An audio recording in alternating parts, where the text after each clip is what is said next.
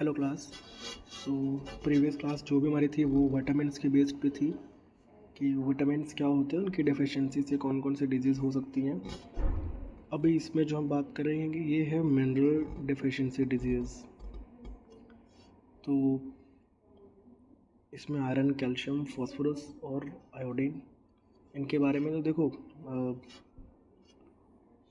Mineral deficiency disease वे रोग या वे health conditions होती हैं जो बॉडी में किसी ज़रूरी मिनरल न्यूट्रिएंट की सफिशिएंट मात्रा में ना होने की वजह से उत्पन्न होती हैं। अब मिनरल्स क्या हैं, बॉडी के लिए बहुत इंपॉर्टेंट माइक्रो न्यूट्रिएंट्स होते हैं, क्योंकि ये बोन्स और teeth formation, blood formation, muscle contraction, nerve function, thyroid hormone production, enzyme activity और कई मेटाबॉलिक प्रोसेसेस में अपना एक इम्पॉर्टेंट रोल निभाते हैं।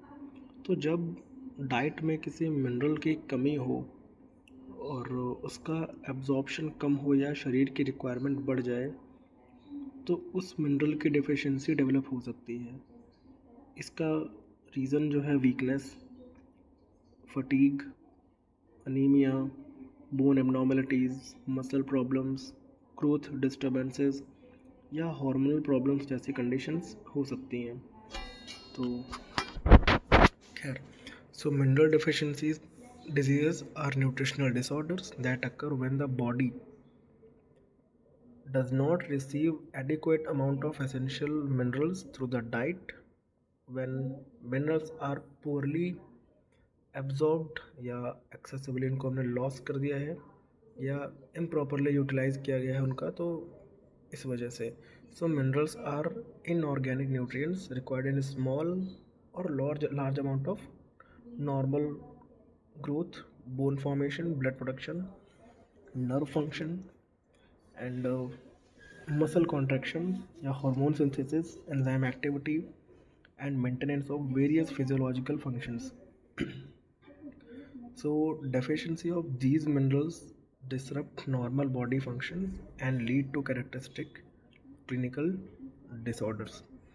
So एक ब्रीफ डिस्क्रिप्शन मैंने आपको बता दिया कि मिनरल्स एसेंशियल कंपोनेंट्स होते हैं हमारी बैलेंस डाइट के, और इनकी ज़रूरत होती है through out life for maintaining good health. Unlike जो हमारे पास विटामिन थे, ये जो मिनरल्स हैं ये इनऑर्गेनिक सब्सटेंसेस होते हैं एंड ह्यूमन बॉडी इनको बना नहीं सकती है, सो मस्ट बी ऑब्टेन रेगुलरली।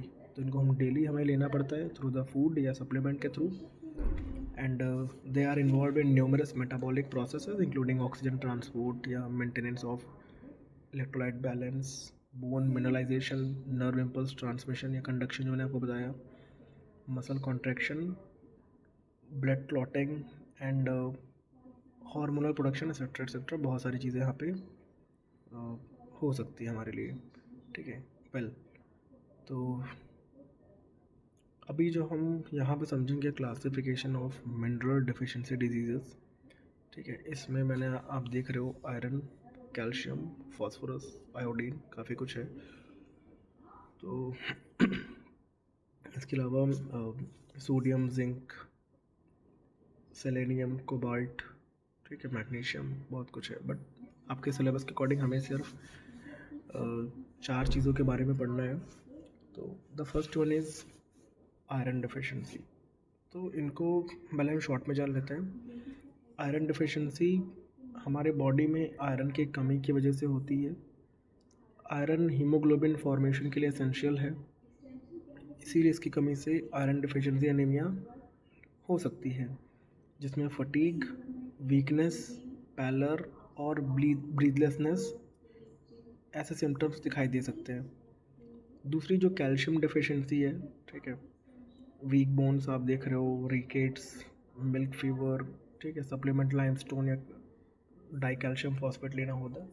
खैर, तो कैल्शियम डेफिशिएंसी में बॉडी को सफिशिएंट कैल्शियम नहीं मिल पाता या फिर कैल्शियम का एब्जॉर्प्शन या यूटिलाइजेशन कम हो जाता है। तो कैल्शियम बोन्स और टीथ के लिए एसेंशियल है, इसीलिए इसकी कमी से वीक बोन्स, ऑस्टियोमेलासिया, ऑस्टियोपोरोसिस और मसल क्रैम्प्स या टिटैनी जैसी प्रॉब्लम्स हो सकती हैं।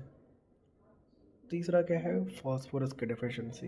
ठीक है, देखो फॉस्फोरस डिफिशिएंसी जो आप देख रहे हो, पुअर ग्रोथ, लो फर्टिलिटी, बोन एबनॉर्मलिटीज़ वगैरह वगैरह, तो फॉस्फोरस डिफिशिएंसीज रिलेटिवली अनकॉमन है, लेकिन सीवियर डिफिशिएंसी में बोन्स और मसल्स ये अफेक्ट हो सकते हैं। तो फॉस्फोरस कैल्शियम के साथ मिलके बोन्स और टीथ की जो फॉर्मेशन है और एनर्जी मेटाबॉलिज्म एटीपी में इम्पॉर्टेंट रोल अपना प्ले करता है। इसके अलावा चौथा है iodine deficiency. Iodine deficiency body में आयोडीन की कमी की वजह से होता है, जिससे थायराइड हार्मोन का प्रोडक्शन कम हो सकता है। एंड इसकी सबसे कॉमन मैनिफेस्टेशन क्या है, गोइटर। जबकि सीवियर और प्रोलॉन्ग डेफिशिएंसीज में हाइपोथायरॉयडिज्म और बच्चों में इम्पेयर्ड फिजिकल और मेंटल डेवलपमेंट हो सकता है। ठीक है, तो दैट्स इट। तो अभी हम बात करेंगे आयरन डेफिशिएंसी के बारे में। तो आयरन डेफिशिएंसी में इसको समझने से पहले हम ये समझेंगे कि आयरन क्या है और बॉडी के लिए क्यों एसेंशियल है। देखो आयरन, इसको हम इस फार्मूला के फॉर्म में नॉर्मल से Fe लिखते हैं। आयरन बॉडी के लिए एक एसेंशियल ट्रेस मिनरल है। तो बॉडी में इसकी सबसे इम्पॉर्टेंट जो रोल है या इसकी जो भूमिका है वो है हीमोग्लोबिन का फॉर्मेशन। हीमोग्लोबिन आरबीसीज में पाया जाने वाला एक प्रोटीन है जो लंग्स से ऑक्सीजन को बॉडी के अलग अलग टिश्यूज तक पहुंचाता है। तो आयरन केवल हीमोग्लोबिन के लिए ही इम्पॉर्टेंट नहीं है, बल्कि हीमोग्लोबिन के सिंथेसिस में, इसके अलावा मायोग्लोबिन फॉर्मेशन में जो मसल्स में ऑक्सीजन को स्टोर करता है, एंड इलेक्ट्रॉन ट्रांसपोर्ट और एनर्जी प्रोडक्शन में, कई एंजाइम्स और मेटाबॉलिक रिएक्शंस में, नॉर्मल ग्रोथ और डेवलपमेंट में, ब्रेन फंक्शन और कॉग्निटिव डेवलपमेंट में, कई सारी चीज़ों में इसका इम्पोर्टेंट रोल है। बॉडी में आयरन का जो ज़्यादातर हिस्सा है ये हीमोग्लोबिन में होता है। कुछ आयरन फेरेटिन और हीमोसिट्रीन के रूप में स्टोर होते हैं, जबकि कुछ एंजाइम्स और मायोग्लोबिन में होते हैं। अब जो हमारा मेन मोटिव है कि हमें ये समझना कि आयरन डिफिशिएंसी होती क्या है। तो जब भी शरीर में आयरन की जो सफिशिएंसी है या उपलब्धता या अवेलेबिलिटी या उसकी प्रेजेंस जब ये कम हो जाती है, तो बॉडी की जो नीड्स हैं ये पूरी नहीं हो पाती हैं। तो उसी को हम बोलते हैं आयरन डिफिशिएंसी। अगर डिफिशिएंसी बहुत लॉन्ग टाइम तक बनी रहती है तो क्या होता है, हीमोग्लोबिन की सिंथेसिस कम होने लगती है और lastly iron deficiency anaemia develop हो सकता है। तो एक तरीके आप समझ लीजिए, लो डाइट्री या अवेलेबल आयरन होगी तो आयरन का स्टोर डिक्रीज़ हो जाएगा, हीमोग्लोबिन की सिंथेसिस डिक्रीज़ हो जाएगी, and RBCs become small and pale, iron deficiency anaemia develop हो सकती है। तो इसलिए ये समझना ज़रूरी है कि आयरन डिफिशिएंसी और आयरन डिफिशिएंसी एनीमिया बिल्कुल सेम चीज़ नहीं है। ठीक है, आयरन डिफिशिएंसी शुरुआती स्टेज में अनीमिया के बिना भी हो सकती है, जबकि डिफिशिएंसी ज़्यादा सीवियर या फिर प्रोलॉन्ग्ड हो जाती है, तब अनीमिया डेवलप होता है। अब खैर अभी हमने आयरन डिफिशिएंसी बोला, अब कि ये है क्या, बट ये क्यों होती है हम इसके बारे में बात करेंगे। आयरन डिफिशिएंसी के कॉजेज़ को ब्रॉडली हम 4 ग्रुप्स में समझ सकते हैं। ठीक है, इसमें ग्रुप्स वगैरह नहीं लिखे हुए हैं, बट मैं आपको समझा दे रहा हूँ। पहला तो इनएडिक्वेट डाइटरी इनटेक। अगर आपकी डाइट में सफिशिएंट आयरन नहीं मिलता तो बॉडी की रिक्वायरमेंट पूरी नहीं हो पाती। ठीक है, ये स्पेशल रूप से हो सकता है कि पुअर क्वालिटी या मोनोटोनस डाइट में, आयरन रिच फूड्स की कमी में, या माल न्यूट्रिशन में, इन्फेंट्स और चिल्ड्रन में इनअप्रोप्रिएट कॉम्प्लीमेंट्री फीडिंग की वजह से। ठीक है, तो डाइटरी आयरन के 2 मेजर फॉर्म्स होते हैं। एक तो haem iron, mainly meat, poultry और फिश जैसे एनिमल फूड्स में मिलता है और इसका एब्जॉर्प्शन कंपैरेटिवली अच्छा होता है। ठीक है, एंड दूसरा है non haem iron, mainly cereals, pulses, green leafy veggies या नट्स और फोर्टिफाइड फूड ऐसे फूड्स होते हैं जिनमें हम अलग से उन मिनरल्स या जो भी चीज़ें हमें चाहिए होती हैं उनको ऐड करवाते हैं, तो इसका एब्जॉर्प्शन कई डाइटरी फैक्टर से अफेक्ट हो सकता है। अभी जो मैंने नेक्स्ट स्टेज बताया था ये है कि जब रिक्वायरमेंट बहुत इंक्रीज़ हो जाए, मीन्स कुछ स्टेजेस में बॉडी को नॉर्मल से ज़्यादा आयरन की ज़रूरत पड़ती है, जैसे कि प्रेगनेंसी के स्टेजेस में। प्रेगनेंसी में मैटरनल ब्लड लॉस या ब्लड वॉल्यूम बढ़ता है और फीटस और प्लासेंटा के डेवलपमेंट के लिए भी आयरन चाहिए, इसीलिए आयरन की रिक्वायरमेंट बढ़ जाती है। इन्फेंसी और चाइल्डहुड की बात करें तो रैपिड ग्रोथ के दौरान नए आरबीसीज और टिश्यूज़ के फॉर्मेशन के लिए आयरन की रिक्वायरमेंट बढ़ती है। एडोसेंस ग्रोथ स्पोर्ट की वजह से रिक्वायरमेंट बढ़ती है। मेंस्ट्रुएशन या मेंस्ट्रुएटिंग एडोसेंट गर्ल्स में मेंस्ट्रुअल ब्लड लॉस भी एडिक्शन आयरन लॉस करता है, एडिशनल आयरन लॉस करता है। बाकी मेंस्ट्रुएशन आपको पता ही है कि रेगुलर मेंस्ट्रुअल ब्लड लॉस की वजह से रिप्रोडक्टिव एज फीमेल्स में आयरन डिफिशिएंसी का रिस्क बढ़ जाता है, स्पेशली अगर ब्लीडिंग ज़्यादा हो तो। ठीक है, इसके अलावा ब्लड लॉस, मान लो कि आयरन डिफिशिएंसी का एक बहुत important cause chronic blood loss है। पहला तो भी मैंने आपको बताया, heavy menstrual bleeding, GI bleeding, peptic ulcer, gastritis, hemorrhoids and GI malignancy, repeated blood donation या पैरासाइटिक इन्फेक्शंस या पर्टिकुलरली हुक वॉर्म इन्फेक्शन। तो अडल्ट मेल या पोस्ट मेनोपॉजल फीमेल में अनएक्सप्लेन्ड डेफिशिएंसी एनीमिया अगर मिले तो chronic blood loss, particularly gastrointestinal source को investigate करना यहाँ पे इम्पॉर्टेंट है। चौथी चीज़ ये हो सकती है कि एब्जॉर्प्शन बहुत डिक्रीज़ हो गया, आयरन डाइट ले रहे हैं बट सफिशेंटली इंटेस्टाइन से एब्जॉर्प्शन कम हो जाए तो डिफिशिएंसी डेवलप हो सकती है। तो इस कॉज में क्या क्या शामिल है, coeliac disease, inflammatory bowel disease, कुछ जीआई सर्जरीज या फिर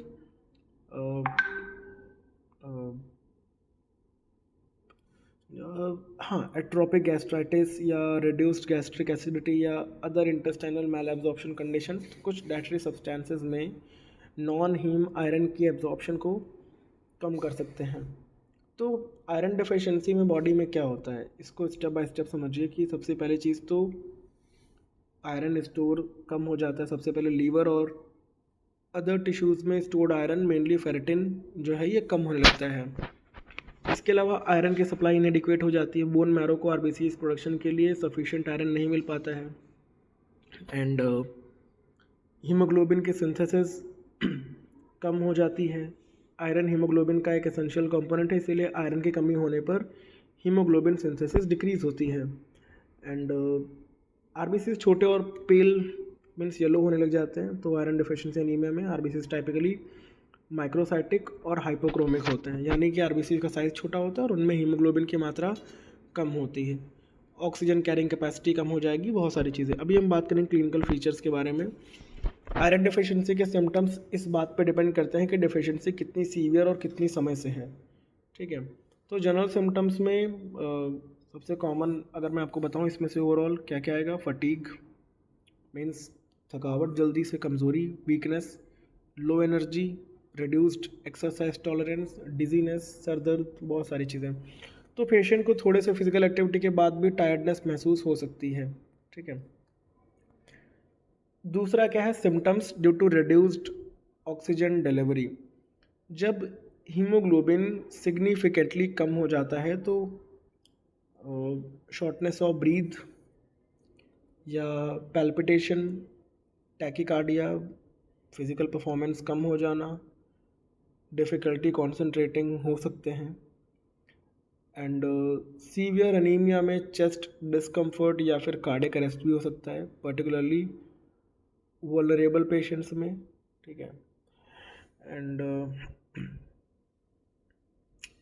फिज़िकल क्लिनिकल साइंस की बात करें इसमें सारी चीज़ें देखी मैं ओवरऑल। ठीक है, जैसे कि पैलर, स्किन कंजक्टिवा और म्यूकस मेम्ब्रेन्स पेल दिखाई देते हैं, नेल्स का बहुत ब्रिटल हो जाना। ठीक है, कोइलोनकिया में। ठीक है, तो नेल्स कमज़ोर और ब्रिटल हो सकते हैं। कोलोनिकिया में बेसिकली सीवियर या प्रोलॉन्ग्ड आयरन डाइट में नेल्स स्पून शेप के हो जाते हैं, स्पून का मतलब चम्मच के जैसे, ठीक है, इसको हम बोलते हैं कोलोनिकिया, ठीक है। And hair changes, hair loss की बात करें, कुछ पेशेंट्स में हेयर ड्राइनेस या हेयर लॉस देखा जा सकता है। इसके अलावा ग्लॉसिटिस, टंग में इन्फ्लामेशन और सोरनेस हो सकती है, ठीक है। एंड एंगुलर कीलाइटिस, माउथ के कॉर्नर्स पर पेनफुल क्रैक्स या इन्फ्लामेशन हो सकती है, ये सारी चीज़ें। एंड जो लास्ट में आप पाइका देख रहे हो, पीका पाइका, आयरन डिफिशिएंसी का एक रिलेटिव कैरेक्टरिस्टिक फीचर है pica, craving for non food substances. Pica में व्यक्ति ऐसे नॉन फूड चीज़ें खाने की इच्छा करता है जो नॉर्मली फूड में, जो नॉर्मली खाना ही नहीं होती हैं, जैसे कि मिट्टी, बर्फ़, चॉक, क्ले, ठीक है। तो स्पेशली इनको पैगोफेजिया कहते हैं, यानी बर्फ़ खाने की इच्छा आयरन डिफिशिएंसी के साथ में एसोसिएटेड हो सकती है, ठीक है। एंड बच्चों में भी आयरन डिफिशिएंसी, चिल्ड्रन में आयरन डिफिशिएंसी स्पेशली इंपॉर्टेंट, क्योंकि आयरन ब्रेन डेवलपमेंट के लिए ज़रूरी है। डिफिशिएंसी की वजह से poor concentration, learning difficulties, irritability, reduced attention, poor school performance या ग्रोथ और डेवलपमेंट पर थोड़ा सा ये एडवर्स इफेक्ट्स हो सकते हैं। इसलिए बच्चों में आयरन डिफिशिएंसी केवल अनीमिया की प्रॉब्लम नहीं है, प्रोलॉन्ग्ड डिफिशिएंसी न्यूरो डेवलपमेंट को भी अफेक्ट कर सकती है, ठीक है। तो अभी इनका हम ओवरऑल आउटलाइन ऑफ मैनेजमेंट की अगर हम बात करें तो आयरन डिफिशिएंसी के मैनेजमेंट का बेसिक प्रिंसिपल है कि आयरन की कमी को करेक्ट करना, प्लस डिफिशिएंसी के कॉज को भी आइडेंटिफाई करना और ट्रीट करना। तो 3 मेजर कंपोनेंट्स हैं, dietary management, iron supplementation and treatment of underlying cause. तो सबसे पहले हम बात करेंगे इसमें डाइटरी मैनेजमेंट के लिए। So patient should consume iron-rich food such as green leafy veggies, spinach, beans, lentils, peas, jaggery, dates, raisins, red meat, liver, poultry, fish, and fortified cereals. देखो, तो डाइट में आयरन रिच फूड्स शामिल करना iron deficiency की prevention और treatment दोनों में ही यूज़फुल है।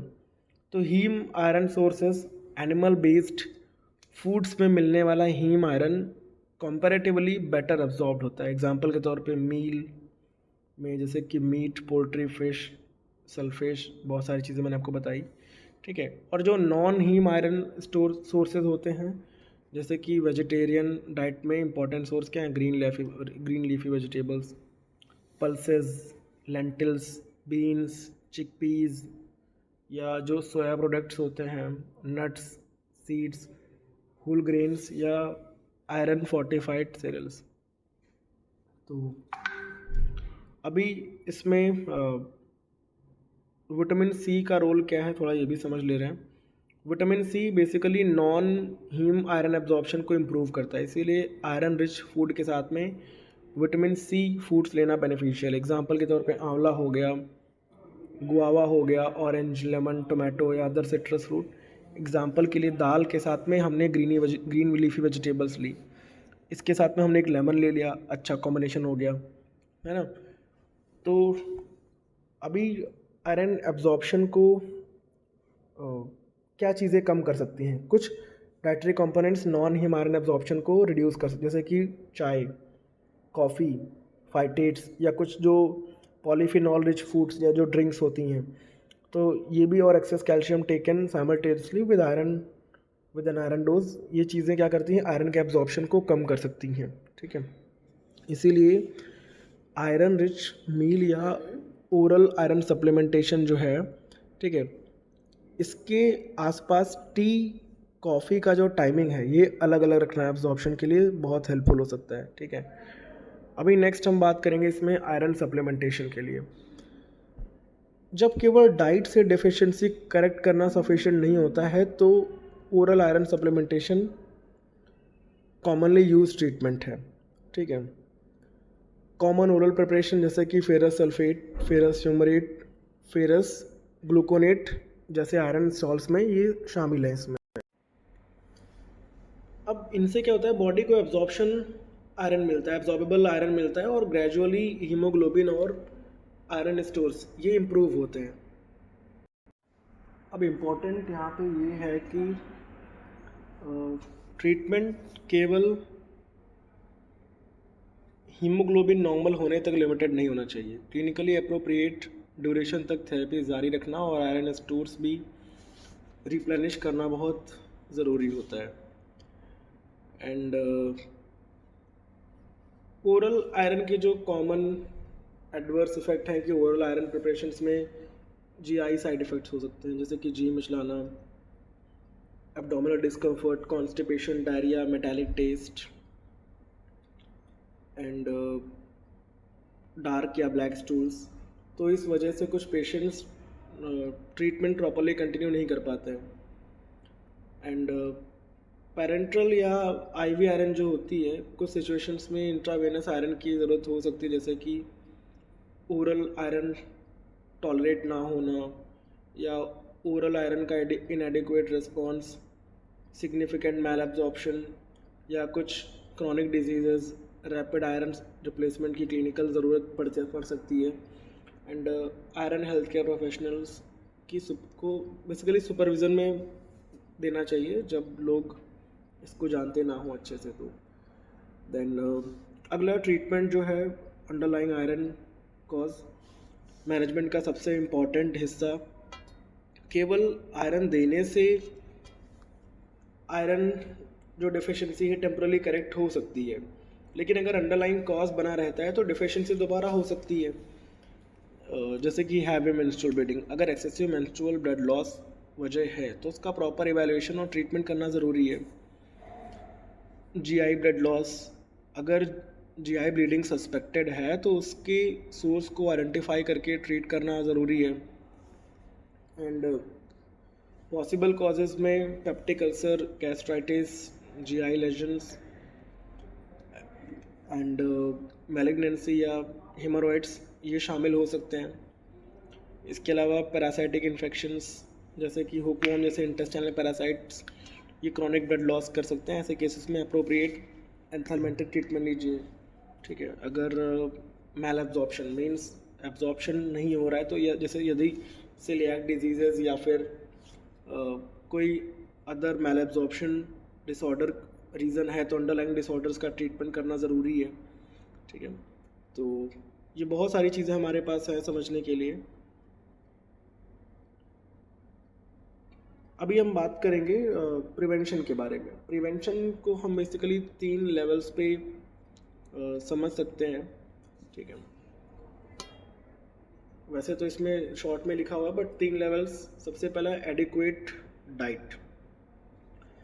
देखिए, रेगुलर डाइट में सफिशिएंट आयरन रिच फूड्स जो हैं इनको शामिल करना चाहिए, स्पेशली बच्चों में प्लस एडोसेंस प्लस प्रेग्नेंट वुमेन या जो मेंस्ट्रुअल फीमेल्स हैं इन लोगों के लिए इनमें एडिक्वेट आयरन इनटेक बहुत ज़रूरी है। दूसरा, डाइटरी डाइवर्सिफिकेशन। केवल एक टाइप के फूड पर डिपेंड करने होने के बजाय हमें बैलेंस्ड डाइट लेनी चाहिए, जिसमें सीरियल्स भी हों, पल्सेस भी हों, वेजीज भी हों, फ्रूट्स भी हों, अप्रोप्रिएट एनिमल या जो फोर्टिफाइड फूड्स होते हैं ये भी हों। तो इसके अलावा आयरन फोर्टिफिकेशन, फोर्टिफाइड अभी मैंने बताया था, कुछ फूड्स को आयरन से फोर्टिफाई किया जाता है ताकि पॉपुलेशन लेवल पर आयरन इनटेक इम्प्रूव किया जा सके। एग्जांपल्स में आयरन फोर्टिफाइड फ्लोर या सीरियल्स या अदर फोर्टिफाइड फूड्स शामिल हो सकते हैं। एंड सप्लीमेंटेशन भी कह सकते हैं कि हाई रिस्क ग्रुप्स में सप्लीमेंटेशन को देना चाहिए, जैसे कि प्रेग्नेंट वुमेन्स हैं, infants, childs, adolescents, womens with significant menstrual blood loss. ठीक है, पैरासाइटिक इन्फेक्शंस को कंट्रोल करके। ठीक है, एंड जैसे कि सैनिटेशन को इम्प्रूव करिए, प्रॉपर फुटवेयर पहनिए and safe disposal of faces, periodic deworming जहाँ पे रिकमेंडेड हो। तो आयरन डिफिशिएंसी प्रिवेंशन में यहाँ से इन चीज़ों से हेल्प मिलेगी। ठीक है, तो प्रिवेंशन का सिंपल कॉन्सेप्ट ये है कि आयरन डेफिशिएंसी को प्रिवेंट करने के लिए केवल आयरन टैबलेट लेना सफिशिएंट नहीं है, हम 3 चीज़ों पर साइमल्टेनियसली ध्यान दें: adequate iron intake, good iron absorption and prevention control of iron loss. अगर डेफिशिएंसी ऑलरेडी हो चुकी है तो replace iron, find the cause, treat the cause, replenish iron store.